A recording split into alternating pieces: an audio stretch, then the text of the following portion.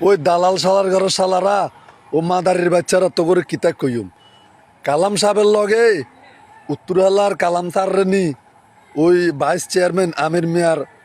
শ্বশুররে নি সাক্ষাৎ করা ও দালালের বাঞ্চদের বাচ্চারা দ্বিগুণ তেগি ঘরের মধ্যে থাকতে হারানো দ্বিগুণ রাস্তাঘাটে হুদামিসা আড়ে হতে হতে হাগলের মতন ঘুরে তোরা এগুলো খোঁজ খবর লো সত্যি ওই শালার ঘরের শালারা কটে আরে খাইছত মাদার সদের বাচ্চারা সব জায়গার মধ্যে আওয়ামী লীগের দালালের ঘরে বড় দিতেছ খানকের ফোলারা তোরা কি মানছের সোদানি এই আওয়ামী লীগ আমি বলি গেলাম তো করে হুঁদাইব আবার মাদার সদের বাচ্চা গেল বোন কইতেছি কেন ভাই আপনাকে আল্লাহ দয় আর কত মাফ করে দিয়েন আপনার কাছে মাপ চাই গন করা বাদ দিয়ে বলি এই যে যারা আগে আওয়ামী লীগের কারণে বিএনপির ফোলানে থাকতে হইতো না অন হিগুনরে নিয়ে নিয়ে জায়গা দিদি হিগুনরে বইতেছে এই শালার ঘরে শালা গল তোকে দালালের গোষ্ঠী হুঁদাই তোরা কটিয়ারে খাইছে থমুন দিয়া গল